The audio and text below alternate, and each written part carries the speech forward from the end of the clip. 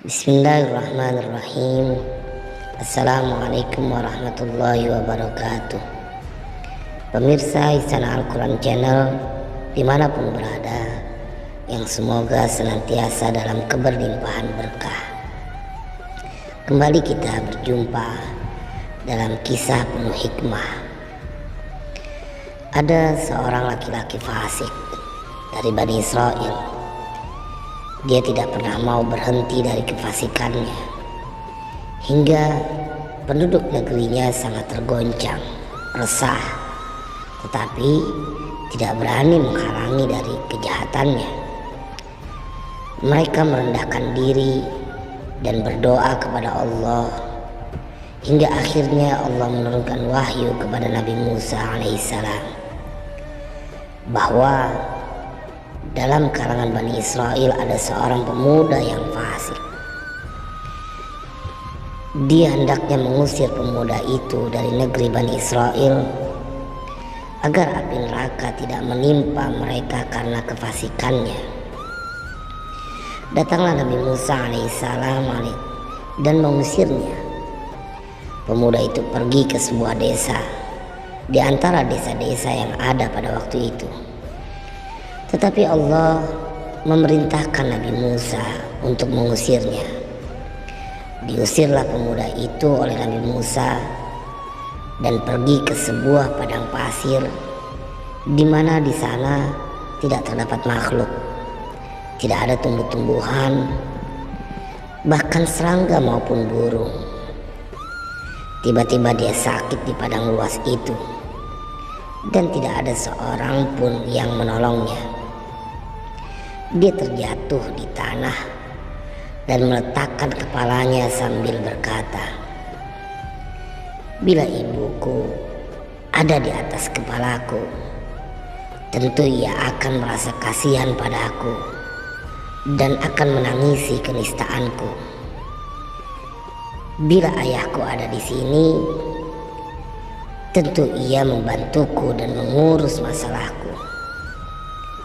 Kalau istriku ada di sini, tentu ia menangisi kepergianku. Dan kalau anak-anakku hadir, tentu mereka akan menangis di belakang jenazahku dan berdoa, 'Ya Allah, ampunilah ayahku yang mengembara tak berdaya.'"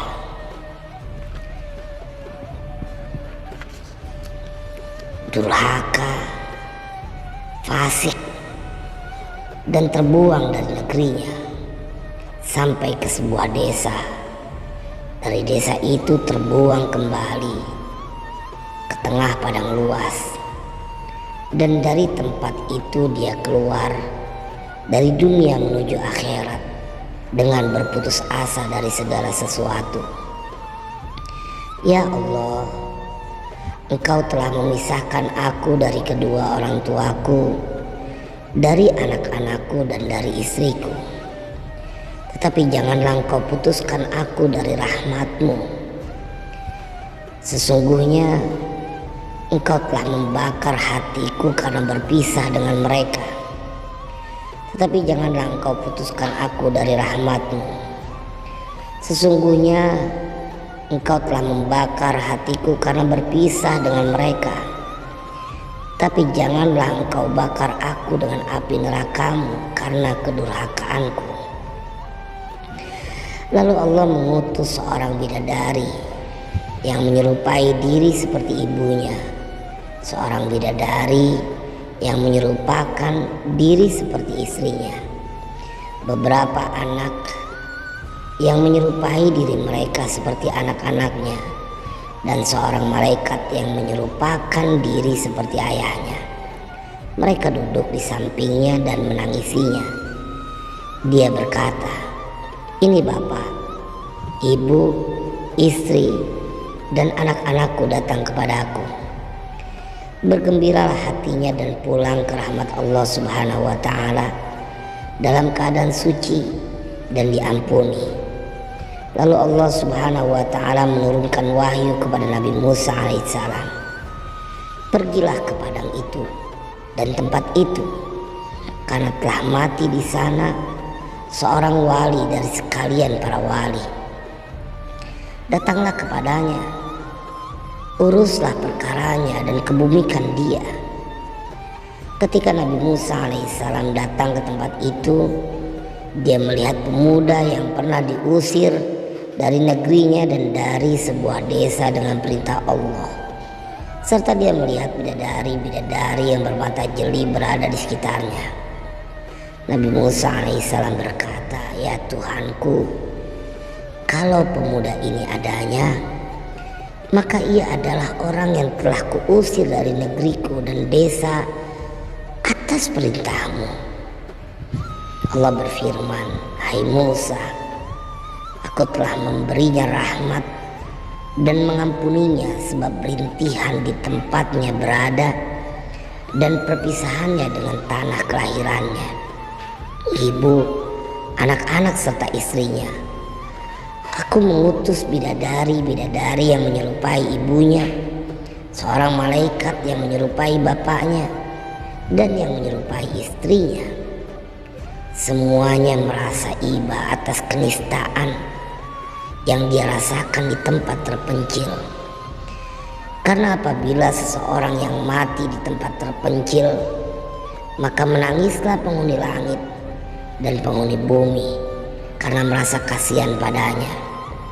Lalu bagaimana aku tidak menyayanginya, sedang aku adalah zat yang paling menyayangi di antara orang-orang yang menyayangi."